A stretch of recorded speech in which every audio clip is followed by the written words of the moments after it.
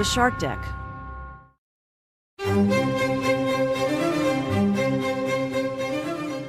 Hello and welcome to Palace Intrigue. I am your host, Mark Francis. We'd like to thank Harry and Meghan for their never-ending efforts to make our podcast even more popular. The latest story has them planning a feature-length movie on royal life for Netflix.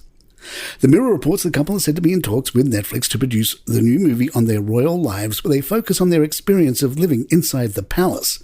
Their new venture was reportedly inspired after Netflix revealed it's creating a feature film about Prince Andrew's infamous BBC interview with journalist Emily Maitlis. A source says Meghan and Harry plan to wait and see what the reception to the new film is like, but they think they have a big screen story to tell about what happened in the palace. Perhaps actress Meghan Markle could play Meghan. A source told Closer magazine there are a lot of nuances from their story that they feel are still missing after the documentary and Harry's book. That source claims Netflix are not interested in the documentaries or children's TV shows from the couple, but want more juicy stuff about their royal lives. There is no doubt they would get a handsome payday for it, which is hugely tempting. Meghan is really pushing for it to happen, while Harry wants to tread more carefully. But they are entertaining the idea, and their teams are talking about the kind of money they would want for the rights to their story. Meghan didn't make the Gracie Awards to pick up her prize for her fantastic podcast. According to Hello, Meghan had never planned to attend the ceremony because she had a personal commitment. Kieran Elsby, PR expert at Media PR Global, suggested Meghan's no-show might nod to a less is more approach to public appearances. Celebrities and public figures often have busy schedules, and conflicts and personal circumstances may arise that prevent them from attending events. Personally, I actually think she seems to be doing fewer public appearances recently. Some believe Meghan chose not to attend as part of the spillover from the recent incident in New York. Harry and Meghan are said to be bothered that people don't believe their account of a 2-hour high-speed car chase in Midtown Manhattan. An insider tells OK, they insist their account of the car chase was absolutely not exaggerated, and for people to say otherwise is so hurtful and out of line. As far as staying out of sight and being scared to show their faces, that's not going to happen. This has just strengthened their resolve to keep standing up for themselves and speaking out when they feel wronged. The New York Post took a look at the San Vicente Bungalows, a members-only social club that became a haven for left-coast boldfaces such as Elon Musk, Steven Spielberg, Leonardo DiCaprio, Miley Cyrus, and Justin and Hailey Bieber, but not Prince Harry, who does totally not have an escape place there from Meghan. If he did, he would have to have been nominated by an existing member, shell out $1,800 for a membership fee and $4,200 annually for access to a restaurant, pool, bar, well-coiffed grounds, private event spaces and 9 guest rooms on the property. Those under 35 get a reduced fee. Harry is 38, so if he had such a room, he may have had to use some of the money from Spare to pay the full rate. The Post reports the list of rules is extensive. No photos are permitted, and members are encouraged to be respectful in their choice of attire.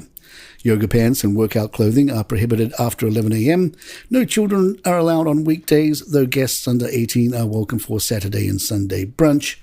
While laptops are permitted only if they're used indoors, management urges, we do discourage you from making this your home office for the day, plus they're banned after 5 p.m.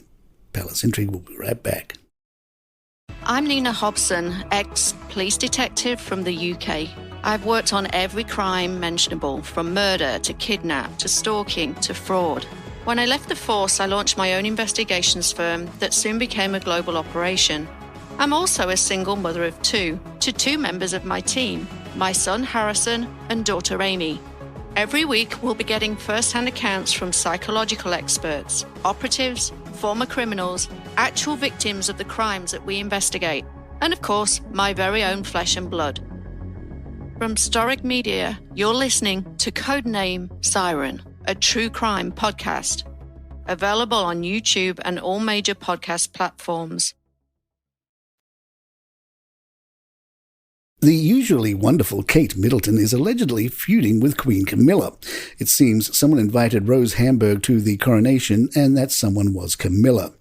Kate and Hanbury were considered best friends for years. However, rumours swirled in 2019 that Hanbury was having an affair with William, rumours very much denied. An insider told Radar Online that the choice to invite Hanbury raised eyebrows big time, saying apparently Kate was seething over commands Camilla made about coronation guests and decided to make her angry feelings very obvious. William's affair was vehemently denied, but the damage was done and his marriage to Kate suffered. By inviting Rose, Camilla was going for the jugular. Things went better for Kate at the flower show, although she declined to sign an autograph with good reason. Some of the children attending asked if Kate would sign some sketches. "I can't write my name," she was overheard saying, "but I can draw." "Don't worry, the future queen does likely know how to write her own name," she further explained. "My name's Catherine. I'm not allowed to write my signature. It's just one of those rules." The rule in question requires members of the royal family to avoid signing autographs given the risk of forgery. Kate explained to the children what it is like to be a royal. "You have to work hard, but you know the best thing about it is meeting kiddies like you. The royals help support all the different people in the country, showcase all the amazing work being done, and look after everyone." One curious child asked if she made the law, and Princess Kate diplomatically answered, "The Prime Minister makes the laws." The King also attended the flower show this week, not in a royal capacity, but rather he was shopping. Charles stopped at the garden shop Choose Love at the Chelsea Flower Show and examined a lavender sage plant with delicate purple flowers. It seems the rabbits had eaten his. Designer Jane Porter told the Mirror he was really interested in one of the plants we've got because at Highgrove something's being eaten by rabbits and he wants to replace it. "I love that. That's brilliant. He's such a keen gardener. I'm sure he would have his eye out for all sorts of things. He was very knowledgeable about everything in the garden." And there you have it. If you'd like to email us, our address is thepalacintrigue@gmail.com. Please follow us on Spotify, iTunes, Google Podcasts, YouTube, or your favorite app of choice. I'm Mark Francis. My thanks to John McDermott. This is Palace Intrigue and good times.